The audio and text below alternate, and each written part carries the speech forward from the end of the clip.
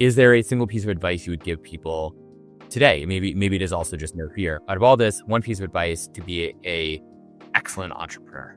Once you have gotten over the fear and taken that leap, would be to constantly disrupt yourself and constantly disrupt your company. Look for the things, first of all, of course, we already spoke about, killing the things that don't work, but adopt the idea of, even if something is working, there are no sacred cows in business. You have to kill and reinvent and disrupt even the things that are working so that they work even better. And I think that constantly disrupting yourself, thinking that, what got me here won't get me there, constantly disrupting the things that I know, meaning, okay, I was very proficient at XYZ, but now I got to learn, ABC, and constantly disrupting the things that are in the company. Like, okay, fine, it's working, but how do we reinvent it? How do we reimagine it? Because Blockbuster is such a cliche example, but everything in Blockbuster was working until it didn't. So if you don't disrupt yourself, if you don't encourage your employees to disrupt their knowledge and to learn new things, if you don't encourage everyone in the company to sort of disrupt the existing business model that you already have and think of new ideas, someone externally will disrupt what you're doing and then come take your market share.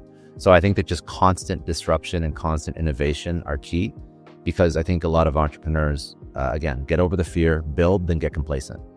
So the whole goal is to not get complacent forever.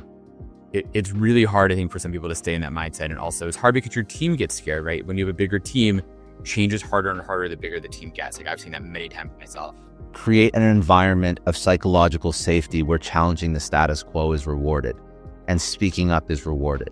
And people aren't chastised when they say that this sucks or that sucks. You're like, you praise that shit.